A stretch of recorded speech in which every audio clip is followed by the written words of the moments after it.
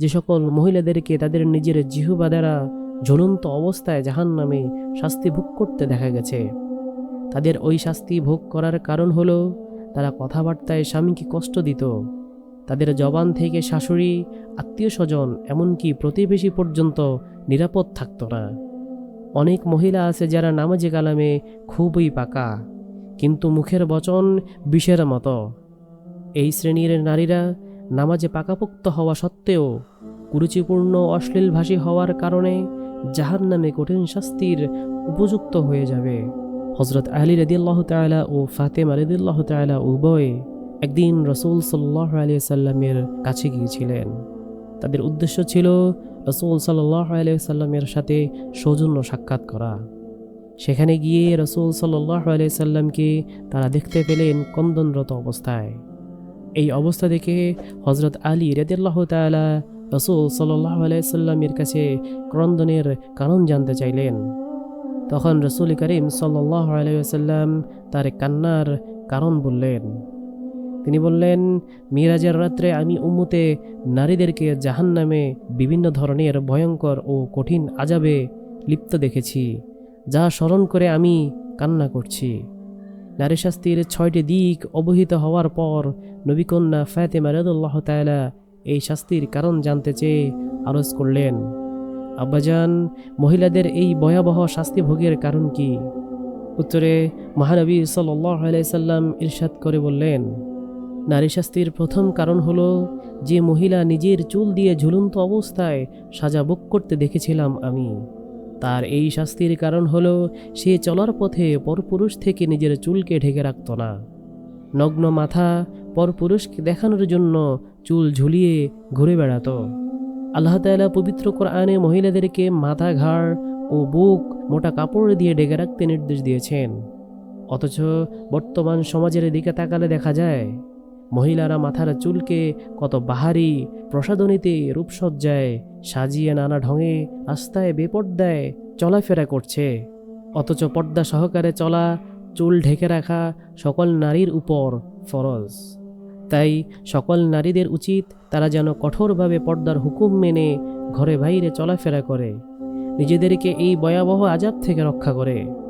নারী শাস্তির দ্বিতীয় কারণ হলো যে সকল মহিলাদেরকে তাদের নিজের জিহ্বা দ্বারা জ্বলন্ত অবস্থায় জাহান্নামে শাস্তি ভোগ করতে দেখা গেছে।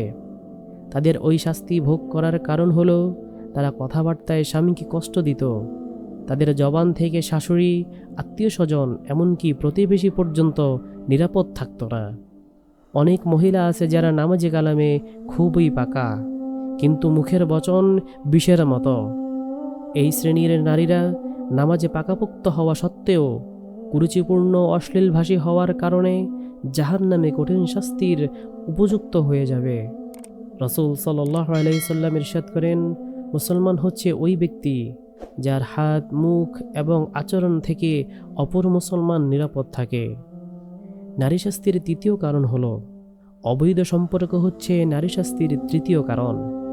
মহানবী সাল্লাল্লাহু আলাইহি সাল্লাম যে মহিলাকে স্তনে ঝুলন্ত অবস্থায় দেখতে পেয়েছিলেন তার কারণ বর্ণনা করতে গিয়ে বললেন, ওই নারী ছিল বিবাহিত।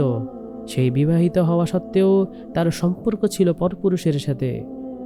আল্লাহ তাআলা পবিত্র কোরআনে লজ্জাস্থান হেফাজতকারী মহিলাকে জান্নাতি বলে ঘোষণা করেছেন। অন্য আয়াতে জেনাকারী মহিলা এবং জেনার পরিবেশ সৃষ্টিকারী মহিলা সম্পর্কে কঠোর শাস্তির ঘোষণা করেছেন। আজকের চলমান বিশ্বে নারী কেলেঙ্কারির নামে অনেক কিছুই ঘটে চলেছে। স্বামীর অনুপস্থিতিতে দেবর ও অন্যের সাথে অসংকোচে আলাপ আলোচনার মাধ্যমে পর্যায়ক্রমে লজ্জাকে বিসর্জন দিয়ে আস্তে আস্তে অবৈধ সম্পর্কের দিকে অগ্রসর হয়। এগুলো লজ্জাহীনতার সফল।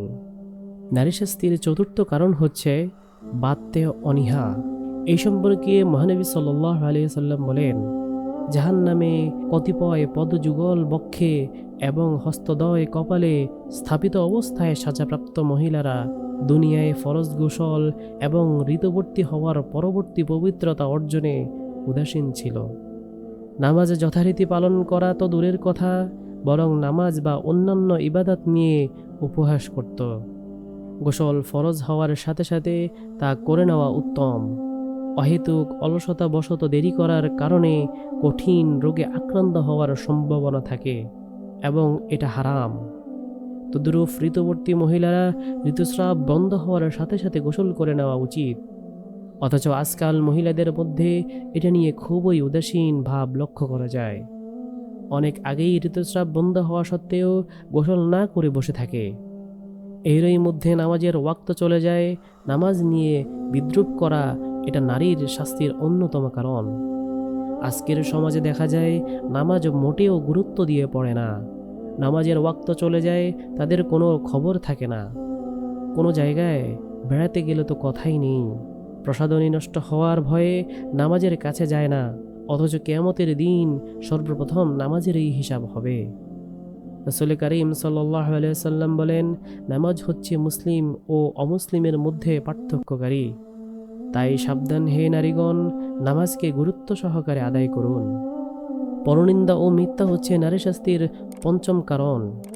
মুখাকৃত শূকর এবং শরীরের বাকি অংশ গাদার ন্যায় রূপান্তরিত আর অসংখ্য সাপ বিচ্ছু বেষ্টিত অবস্থায় শাস্তি ভোগকারিণী মহিলারা কারণ বর্ণনা করতে গিয়ে রাসূল সাল্লাল্লাহু আলাইহি ওয়াসাল্লাম বলেন, মহিলারা পরনিন্দা ও মিথ্যা বলতে অভ্যস্ত ছিল। পরনিন্দা ও মিথ্যা বলা মুহাফাফ। পবিত্র কোরআনে পরনিন্দাকে মৃত ভাইয়ের গোশত খাওয়ার সাথে তুলনা করা হয়েছে। অতএব সকলকে মিথ্যা, পরনিন্দা ও সগুলকরি থেকে বাঁচা আবশ্যকীয়।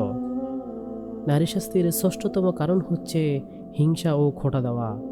রাসূল সাল্লাল্লাহু আলাইহি ওয়াসাল্লাম জাহান্নামের যে মহিলাকে মুখচ্ছবি কুকুর আকৃতির ও তার মুখে আগুন ঢুকিয়ে মলদার দিয়ে বের হতে দেখেছেন, সে ছিল হিংসুক ও খোঁটা প্রদানকারী।